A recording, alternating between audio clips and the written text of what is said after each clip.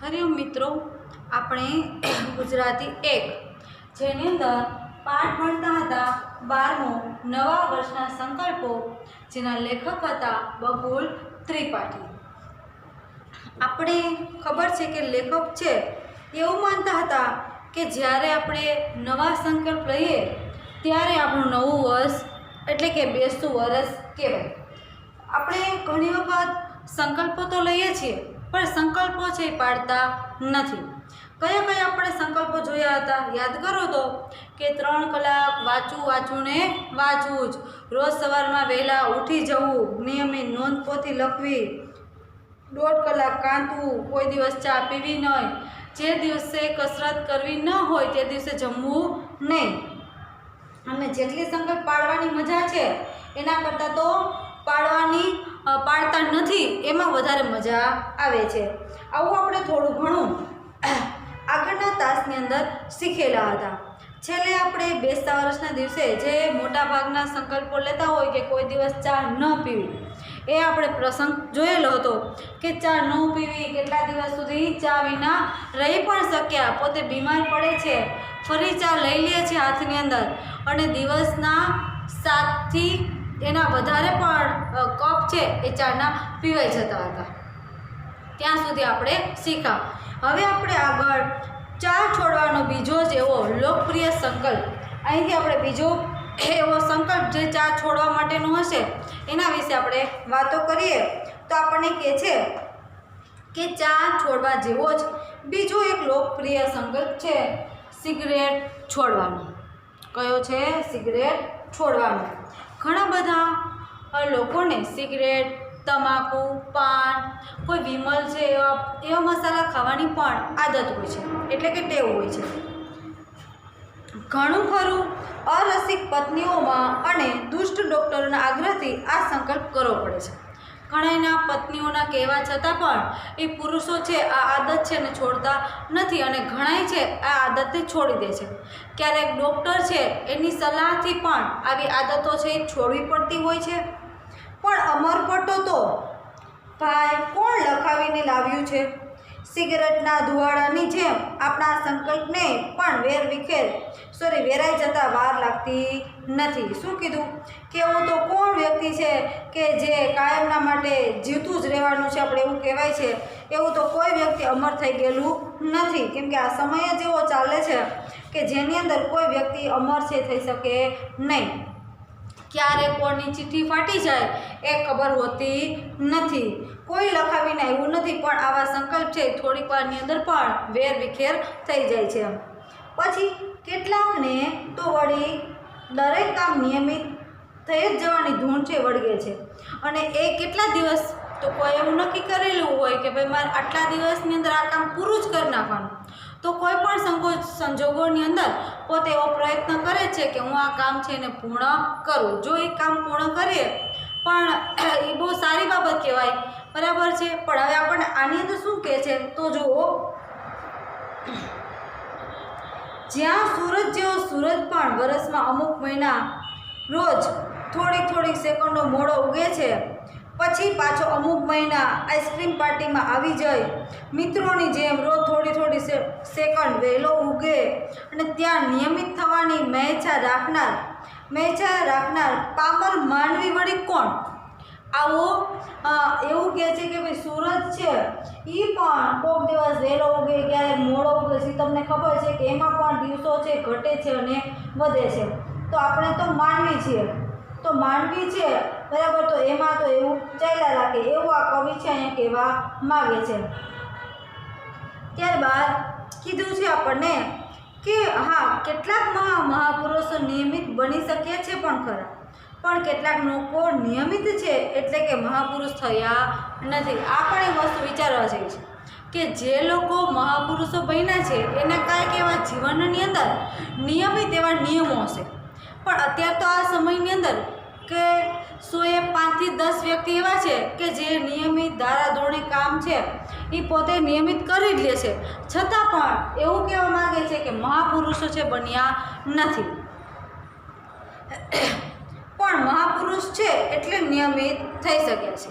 પણ આ તમને 1-2 વાક્યના પ્રશ્ન જવાબની અંદર પૂછાય છે, પૂછાઈ શકે એવું છે કે મહાપુરુષો છે એ કે કેવી રીતના બનવું, કે કોની સાથે એની કેવી રીતના એની વાત કરેલી છે, આખી વર્ણન છે એ તમે તમારા શબ્દોની અંદર કરો, બરાબર. તો તમારે આ છે તમારે યાદ રાખવું પડશે. ત્યારબાદ આ એક સંબંધી એ નવા વર્ષના દિવસે ક્રોધને જીતવાનો સંકલ્પ કરેલો કે હું કોઈ પણ વ્યક્તિ ક્રોધ કરશે તો હું એને જીતી લઈશ. આમ તો વાત વાતમાં ચીડાઈને પણ પાન ખરતા પીડાય એવા સ્વભાવના હતા. જો શું કીધેલું છે કે એક તો એ વ્યક્તિનો એવો સ્વભાવ કે જેવી રીતના પાન ખરે, બરાબર, એવી રીતના ઘણા વ્યક્તિને તમે એવા પણ જોયા હશે કે એને ગુસ્સો છે એ નાકની દાંડી ઉપર જ હોય. કોઈ બે વ્યક્તિ એને કાંઈ કહી જાય કે તરત જ એને ગુસ્સો છે એ આવી જાય છે. પછી તો કે પણ બેસતા વર્ષને બીજે દિવસે સવારે આ સંકલ્પના સંતોષમાં મુલાકતા મુખે એમની પત્નીએ બૂમ મારી. અરે સાંભળે છે કે એની પત્ની છે એને બોલાવે છે. શું છે? અંદરથી શ્રીમતીએ જવાબ આપ્યો. હવે અહીં આવતો ખરી, બોલાવે છે, પણ શું છે? લ્યો કહો, શું કામ છે? આપણે બોલાવીએ, આપણી પાસે આવે એટલે કહેતો ખરા ને ભાઈ, શું કામ છે કહો અમને. જો એમણે સ્મિતથી શોભતા મુખડે કહેવા લાગ્યું, ગઈકાલથી મેં નક્કી કર્યું કે કદી કોઈના શબ્દોથી અકળાવું નહીં. કોઈ પણ વ્યક્તિ, નાના વ્યક્તિ હોય કે મોટા વ્યક્તિ હોય, કોઈના કહેવાથી હું અકળાઈશ નહીં. હોય દુનિયા છે કહીને હસી નાખ્યું. આ તો દુનિયા છે એમ કહી અને હસતા મોતે જવા દેવાનું. આપણે એમ કહીને હાલો ભાઈ નાના છો ને જવા દો, આપણે એવી રીતના વાત છે એ કરી નાખતા હોય છે. ઠીક. પત્નીએ પાછા ફરવા જતાં કહ્યું. પત્ની આ સાંભળવા આવે છે, સાંભળી અને પાછી જાય છે ત્યારે કંઈક બોલે છે. તને અમારો સંકલ્પ ગમ્યો? એમણે પૂછ્યું. ગમ્યો, પણ પાડો તો ખરા. જો શું કીધું? જ્યારે જાય છે ત્યારે એમ કીધું કે તને તારા જે સંકલ્પ મેં લીધેલો છે એ તને ગમ્યો કે શું? એટલે એની પત્નીએ એનો શું જવાબ દીધો કે મને ગમ્યો તો ખરા, પણ આનું તમે પાલન કરશો તો ને. એટલે એને કીધું ગમ્યો તો ખરા, ગમ્યો પણ પાડો તો ખરા. શું કહ્યું? એમનું સ્મિત વલોયું. પાડો તો ખરા એટલે શું? મારામાં એટલો નિયમ પાડવાની પણ તાકાત નથી. હશે તો જોઈશું ને, આપણે સાથે જ રહેવાના છીએ. આગળ. એટલે શું? તારા મનમાં શું સમજે છે? આપણે એવું કહેતા હોય ને કે તું તારા મનમાં શું સમજે છે? હું તે કંઈ અને ખલાસ. એન્જિન બગડ્યું. ખીજાજ છટક્યું. વળી પાછો મિજાજ છે એ છટકી જાય છે. હું તે કરતાં આપણે બોલવાનું અટકી જાય છે અને મગજ ઉપર આપણો ગુસ્સો છે એ આવી જાય છે. એ તો આખી સોસાયટી ગજાવા જતા હતા. ત્યાં એમના શ્રીમતીને એમને યાદ કરાવ્યું કે એમનો સંકલ્પ તેમણે ત્યાં જ તોડ્યો હતો. ત્યારે જ માંડ એ શાંત પડી ગયા. હજી તો બીજાને કહેવાની તો વાત હતી દૂરની કે ભાઈ મેં આ જેવો સંકલ્પ લીધો છે કે હું હવે કોઈ દિવસ કોઈના વાત ઉપરથી અકળાઈશ નહીં. પણ આ તો મારી સામે જો તમે આ નાની એવી વાત ઉપર ગુસ્સો કરતા હોય, બરાબર, તો શું કીધું એને છે એટલે જો તો એ તમારો સંકલ્પ અહીંયા જ આગળ તમારો સંકલ્પ તૂટી જાય છે. આમ નવા વર્ષના સંકલ્પો એટલે વહેલી પરોઢનું જાગવું. યાદ રાખવાનું, નવા વર્ષના સંકલ્પ એટલે શું થાય તો કે વહેલી પરોઢ એટલે સવાર, વહેલી પરોઢ એટલે સવાર. બે ઘડી સંતોષ પાછું ઉડી જવાનું. વૈશાખની બપોરની જેમ વંટોળિયા જાગીને પાછા સૂઈ જાય છે. વંટોળ ચડતો હોય ને, જેમ નીચેથી નાનું હોય ઉપર મોટું થતું જાય, વળી પાછું બેસી જાય. આવી રીતના આ ઉનાળાની ઋતુની અંદર વંટોળ છે તમને જોવા મળે. પણ આપણે શહેરની અંદર હવે વંટોળ છે એ તમને જોવા ના પણ મળે. કોઈ તમે ગામની અંદર, કોઈ સીમાડે, કોઈ ખેતરની અંદર તમે જાઓ તો તમને આ વંટોળ છે જોવા મળે. અથવા તો શિયાળાની સવારે જગતના અણગમ્ય ખૂણેથી એકાદ શરદીનું મોજું આવી આપણો કબજો કરી લે અને દિવસભર રડાવીને અંતે આવ્યું હતું અને એમ અનંતમાં ચાલ્યું જાય કે ઉસ્તાદના જલસામાં કોઈ સંગીત બરાબર જામ્યું હોય ત્યારે ઊંઘનું એકાદ ઝોકું આપણને પાવન કરીને તબલાની પાછી એક જબરજસ્ત થાપે આપણને ચમકાવીને ભાગી જાય એમ આત્મસુધારણાના ઉત્સાહનું મોજું દર બેસતા વર્ષે આવે. આટલા આપણને એક વિશેષણોની સાથે આ પંક્તિ આ એક વાત છે આપણને કીધેલી છે. બેસતા વર્ષે આવે ને પાછું ઉડી જાય. વર્ષને આરંભે હોય એટલા ગીતા ભક્તો બીજા 11 મહિના નથી હોતા. બેસતા વર્ષને બીજે જ અઠવાડિયે હોય છે એટલા સંયમી જનો બાકીના વર્ષમાં ક્યારેય જણાતા નથી. એ જ આ કારણે આપણે ઘણી વખત નિયમ લઈએ છીએ, સંકલ્પ લઈએ છીએ, પણ એ અઠવાડિયાના 2 અઠવાડિયા સુધી જ ચાલે છે. આવતું એ વર્ષ તો આવતું જ્યારે નવું વર્ષ છે કે આવતું જે બેસતું વર્ષ આપણે જેને કહીએ એ વર્ષ તો આવે નહીં, પૂરા 11 મહિના પણ ન થાય ત્યાં તો આપણું સંકલ્પ છે એ તૂટી ગયું હોય છે. એટલે મારા ભાંગેલા સંકલ્પોનો વિચાર કરતા ક્યારેક નિરાશાની પળોમાં મને થઈ આવે છે કે હવે તો કદી બેસતા વર્ષના સંકલ્પો કરવા જ નથી. એટલે અહીંયા લેખક કહે છે કે હવે મને એવું થાય છે કે મારે બેસતું વર્ષ આવે એટલે જે નવા સંકલ્પો બધાય લેતા હોય છે એવા નવા સંકલ્પો લેવા નથી. પણ દુઃખ એ છે કે મારો સંકલ્પ પણ ટકતો નથી. મને એ વાતનું બહુ દુઃખ છે કે હું જ્યારે કોઈ પણ સંકલ્પ લઉં છું પણ એ સંકલ્પ મારો ટકી શકતો જ નથી. બહુ તો 1 અઠવાડિયા, 2 અઠવાડિયા, ત્રીજા અઠવાડિયે તો એનું પાલન પણ થતું નથી. ફરીથી બેસતું વર્ષ આવે અને હું સ્વપ્ન રચવા બેસી જાઉં. એટલે એવું કે ભાઈ હજી તો દિવાળી પછી બેસતું વર્ષ આવે ને તો અગાઉથી ભાઈ તૈયારી કરવા માંડ્યો, એક સરસ મજાની કલ્પના કરવા માંડ્યા હોય કે હું આ વખતે શું સંકલ્પ લઉં, વિચારે ડાયરીમાં લખે આ વખતે તો મારે આ સંકલ્પ તો લેવો જ છે. પણ ભાઈ ખાલી લે જ છે. આપણે જોયું હતું ને આગળ કે વહેલી સવારમાં 5 વાગે ઉઠી 10 મિનિટ જાગી અને પાછું સૂઈ જવાનું, એ આપણો સંકલ્પ છે તો લીધેલો જ કહેવાય ને. કેમ કે આપણે 5 વાગે તો ઉઠી જ ગયા હોય છે, એ આપણે સંકલ્પ લેલો કહેવાય નહીં. પણ આપણે ખરા હૃદયથી ક્યારે સંકલ્પ લીધો કહેવાય તો કે જ્યારે એનું પૂરેપૂરું પાલન થાય તો. જાગી ગયા છીએ તો પથારીમાં જ નહીં, પણ તમે બહાર નીકળી અને પોતપોતાનું જે કામ છે, દરરોજનું દૈનિક કામ છે એ કરવા માંડો તો તમે સંકલ્પ તમારો સિદ્ધ કરેલો કહેવાય. આપણને ખબર છે કે રાત્રે પથારીમાં સૂતા આપણને 2 જે સપનું આવે છે ત્યારે 2 વિચાર યાદ રાખવાના. એમાંથી તમે કયો વિચાર પસંદ કરો એ તમને ખબર હોવી જોઈએ. એક કે તમને જે સ્વપ્ન આવેલું છે રાત્રે એને સાકાર કરવા માટે મંડી પડશો કે એ સ્વપ્નને જોવા માટે પાછા સૂઈ જશો. તમે શું નક્કી કરશો એ તમારે જોવાનું, બરાબર ને.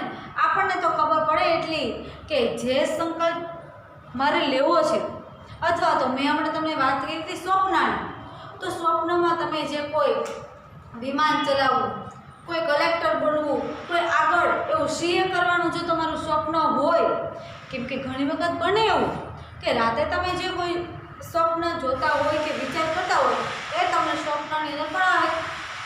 ક્યારેક એવું વિચારવાનું કે આ સપન છે એને મારે સાકાર કરવું છે તો મારે શું કરવું જોઈએ. તો પહેલી વસ્તુ તો તમારી અવસ્થા એવી છે કે અત્યારથી જ હું વહેલા ઉઠી મહેનત કરી અને એમાં આગળ વધીશ. ક્યાંય મારા માર્ક છે ઓછા ના આવવા જોઈએ તો તમે તમારા ધ્યેય સુધી પહોંચી શકશો. આગળ જોઈએ કે ક્યારેક સહેજ સુધરતો લાગુ છું, ક્યારેક નાગલોકમાં જઈ પૃથ્વી પરની પ્રિયમતાને ભૂલી જનાર રાજકુમારની જેમ હું અનન્ય પ્રવૃત્તિની ધમાલમાં મારા સંકલ્પો વિસરી જાઉં છું. વિસરી જવું એટલે ભૂલી જવું. કોઈ વ્યક્તિ આપણા જેવા સાથી મિત્રો મળી જાય તો આપણે સંકલ્પ છે યાદ પણ કરતા નથી. અચાનક ઝપકી જાગી જાઉં છું, ફરીથી દ્રઢ નિશ્ચયી બની જાઉં છું. એમ કહે છે કે વળી પાછો એવો વિચાર આવે કે હવે તો મારે ગમે એ થાય સંકલ્પ કરવો તો છે જ, પણ તે પૂર્ણ સંકલ્પને વિસરવા માટે જ કાનમાં પેલો રોલા મને કહ્યા કરે છે, સ્વપ્ન તો જીવનના મનુષ્યની પણછ જેવા છે ભાઈ. ધનુષ્યની પણછ હોય ને, તમે કદાચ જોઈ હશે આવી પણછ,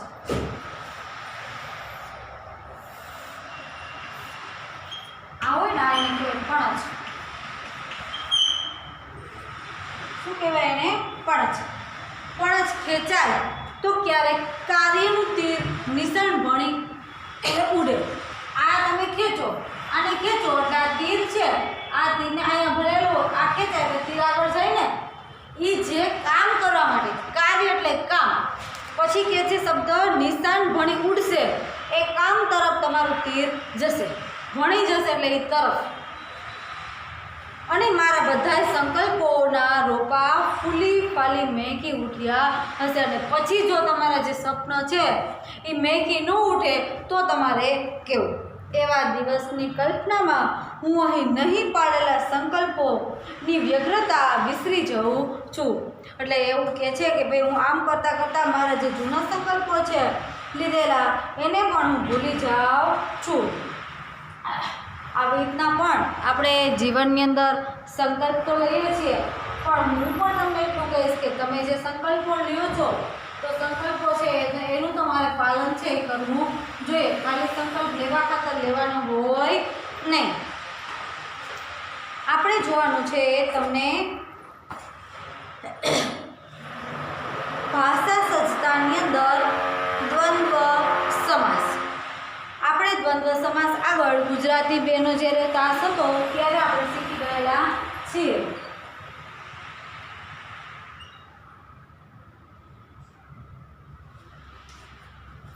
જોઈએ આગળ. નીચેના વાક્ય વાંચો કે કવિ સુરેશ દલાલનું રાધાકૃષ્ણ વિષયક કાવ્ય મને ગમ્યું. શબ્દ આપેલો છે રાધાકૃષ્ણ. બે ભાઈઓ વચ્ચે એવો સ્નેહ કે જાણે રામ લક્ષ્મણની જોડી.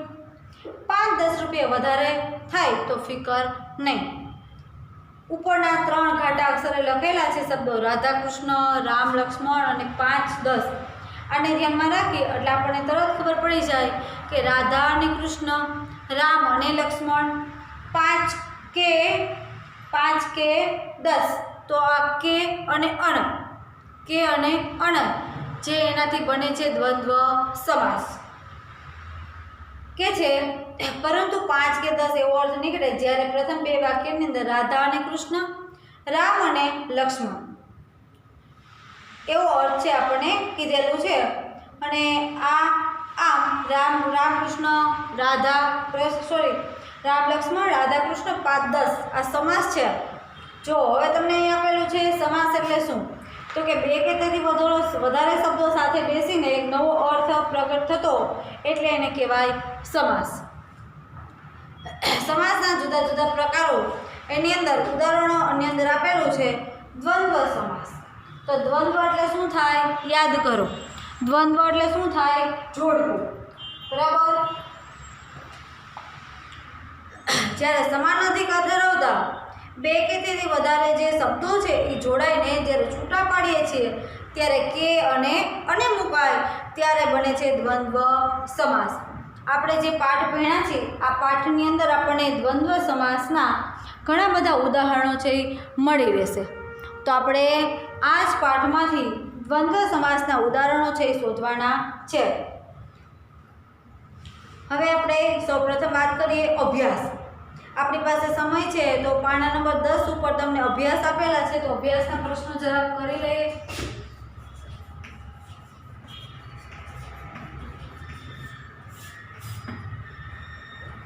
તમે તમારી નોટબુકની અંદર આ અભ્યાસ છે એના પ્રશ્નો તમે લખજો કે જેથી કરીને આપણને વાંચવાના સમયે કોઈ ન આવડે એવો પ્રશ્ન હોય તો આપણે એને ફરીથી વાંચી શકીએ. બાકી તમે જો યાદ રાખી શકતા હોય તો કોઈ પ્રશ્ન છે નહીં. ચાલો, પહેલો પ્રશ્ન આપણને એવું કહે છે કે લેખક નવા સંકલ્પો ક્યારે લે છે?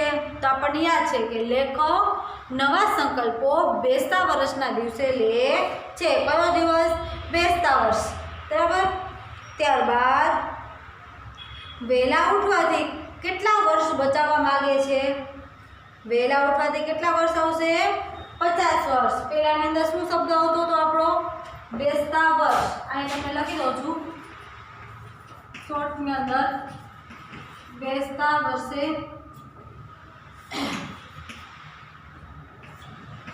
બેસતા વર્ષે, અને બીજાની અંદર કેટલા વર્ષ આવે? 50 વર્ષ, બરાબર. ત્યારબાદ એલારામ ઘડિયાળનું સમારકામ કેટલા વર્ષ સુધી ચાલ્યું? તો આપણે એમ કહેવાનું કાર્તકી પૂર્ણિમા. પછી આખું વાક્ય લખવાનું, એલારામ ઘડિયાળનું સમારકામ કાર્તિકી પૂર્ણિમા સુધી ચાલ્યું, એવું લખવાનું આપણે. ત્યારબાદ તમને એવું કીધેલું છે, ઇન્દ્રનું ઇન્દ્રાસન ડોલાવનાર લેખકનો સંકલ્પ કયો હતો? આપણને ખબર છે કે ચા ન પીવાનું. શું હતું? ચા ન પીવાનો. આપણું આખું વાક્ય લખવાનું, ઇન્દ્રનું ઇન્દ્રાસન, ઇન્દ્રનું ઇન્દ્રાસન ડોલાવનાર લેખકનો સંકલ્પ. તો આપણે લખવાનું કે લેખકનો ચા ન પીવાનો સંકલ્પ, લેખકનો ચા ન પીવાનો સંકલ્પ ઇન્દ્રનું ઇન્દ્રાસન ડોલાવનાર હતો. ત્યારબાદ આ પાઠમાંથી વિનોદી ભાગ વર્ગ સમક્ષ રજૂ કરો. એટલે અહીંયા મારી સામે કોઈ વર્ગની અંદર વિદ્યાર્થીઓ બેઠેલા નથી, બરાબર. એટલે આપણે આ પ્રશ્નને મુલતવી રાખીએ છીએ. ત્યારબાદ આપણને કીધેલું છે સ્વાધ્યાય. સ્વાધ્યાયની અંદર આપણે અત્યારે એક પ્રશ્ન છે જે તમારે જાતે ઘરેથી લખવાનો છે. પ્રશ્ન નંબર છે 3. તમારા પાઠ્યપુસ્તકની અંદર પ્રશ્ન નંબર 3 આપેલો છે કે આ વર્ષે તમારા જન્મદિવસે તમે કયો સંકલ્પ લેશો અને શા માટે? આ પ્રશ્ન હું બધાય પાસેથી જાણીશ, કેમ કે કોઈ વ્યક્તિ છે એને કોપી કરેલી હશે અથવા તો કોઈ વ્યક્તિએ બીજાનામાંથી જોઈને લખેલો હશે એટલે તરત ખબર પડી જશે, કેમ કે બધાયના સંકલ્પ લેવાની કળા છે જુદી જુદી હોય છે. બધાના વિચાર એકસરખા હોતા નથી. કોઈનો જન્મદિવસ જતો રહ્યો છે, કોઈનો જન્મદિવસ આવવાનો બાકી છે. પણ જો તમારો જન્મદિવસ જતો રહ્યો હોય તો તમે ત્યારે કયો સંકલ્પ લીધો છે એ પણ તમારે લખવું પડશે, અને શા માટે એવો સંકલ્પ લીધો છે એ પણ તમારે લખવું પડશે. ચાલો, ત્યારબાદ તમને એક બીજો પ્રશ્ન આપણે કરી લઈએ. પ્રશ્ન નંબર છે તમારો 4. એ પણ તમને આવડી જાય એવો છે. જો આપણે શું કીધેલું છે કે તમને જે શબ્દો આપેલા છે કાવ્યની અંદર, ક્યારેક તમને આવા પ્રશ્ન પૂછાતા કે નીચે આપેલા શબ્દોનો વાક્યમાં પ્રયોગ કરો. પૂછાતું હતું ને આવું તમને? તો એવું જ આપણને સહેલું છે. પહેલો શબ્દ આપેલો છે આત્મ સુધારણા. તો આપણે વાક્ય લખવાનું કે દરેક વ્યક્તિએ બેસતા વર્ષના દિવસે આત્મા સુધારણા માટે કોઈને કોઈ સંકલ્પ છે લેવો જોઈએ. આપણે આત્મા સુધારણાનું વાક્ય પાઠમાંથી લખીએ ખરા. પછી નંબર 2, એ બીજો શબ્દ આપણને કીધેલો છે અઠવાડિયું. તો આપણે લખવાનું કે આવતા અઠવાડિયે અમારે ગુજરાતીની અંદર પુસ્તકોની મૈત્રી આ નિબંધ લેખન સ્પર્ધા છે. આવું તમે કોઈ પણ વાક્ય છે એ લખી શકો. જળજળિયા, દીકરી છે એ જ્યારે સાસરે જાય છે ત્યારે એના પિતાજીને આંખની અંદર જળજળિયા આવી ગયા. ત્યારબાદ ઉચ્ચારણ, જ્યારે તમે કોઈ પણ ભાષા બોલો છો, સંસ્કૃત, અંગ્રેજી, હિન્દી, એટલે તમારે લખવાનું કે અમે ગુજરાતી ભાષાનું શુદ્ધ ઉચ્ચારણની અંદર બોલી શકીએ છીએ અથવા તો લખી શકાય છે, એવું તમે તમારી રીતે લખી શકો છો વાક્ય. હવે એવું કીધેલું છે રસ વગરનું. રસ વગરનું એટલે શું કહેવાય? રસ વગરનું એટલે શું કહેવાય? વિરસ ને કે નીરસ? શું આવશે? નીરસ. આપણે અહીંયા બોર્ડ ઉપર લખી દઉં છું તમને. આ જવાબ છે તમારા, પણ તમારે આખું તમારે લખવાનું હોય છે. આખું વાક્ય રચના તમે કરજો ને તો તમને અડધો જ માર્ક મળશે, બરાબર છે? નીરસ. ત્યારબાદ આપણને કીધેલું છે કે પોતાની જાતને સુધારવી તે શું આવશે? આત્મ સુધારણા. આત્મ સુધારણા. ત્યારબાદ કીધેલું છે આપણને ઇન્દ્રનું આસન, એટલે શું આવે? ઇન્દ્રાસન.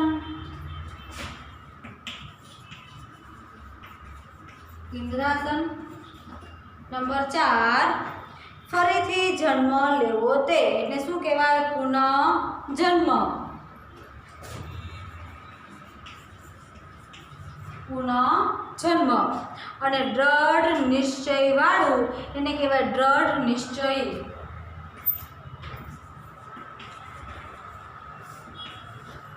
દ્રઢ નિશ્ચયી. દ્રઢ નિશ્ચયી. બરાબર. આ રીતે તમારા આ છે શબ્દ સમૂહ. હજી પણ જો તમને કોઈ પાઠ્યપુસ્તકમાંથી કોઈ શબ્દ એવો લાગે તો એ પણ તમારા શબ્દ સમૂહની અંદર પૂછાઈ શકે. હવે આ જ પાઠમાંથી તમારે શબ્દ દ્વંદ્વ સમાસ, દ્વિગુ સમાસ, બરાબર, એ તમારે શોધીને લખવાનું રહેશે. સમાસ તમને પૂછાય કે નીચેના શબ્દો ઉપરથી તમારે સમાસ છે એની નીચે તમારે લીટી કરવાની અને કયો સમાસ છે એ તમારે દર્શાવવો, તો એ તમને હવે આવડશે. ચાલો હવે આપણે સ્વાધ્યાયની અંદર પ્રશ્ન નંબર 1, 2 અને 6 આટલા પ્રશ્નો હવે આપણે આગળના તાસની અંદર